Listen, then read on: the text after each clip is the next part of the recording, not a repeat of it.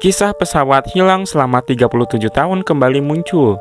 Di media sosial muncul unggahan video dengan narasi bahwa sebuah pesawat yang dinyatakan hilang selama 37 tahun secara mengejutkan kembali muncul.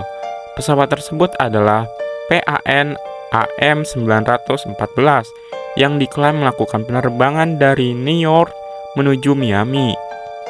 Namun anehnya setelah dinyatakan hilang 37 tahun kemudian muncul dengan penumpang yang masih utuh dan tidak pernah menua. Setelah ditelusuri, narasi tersebut informasinya tidak benar dan disampaikan dengan konteks yang keliru.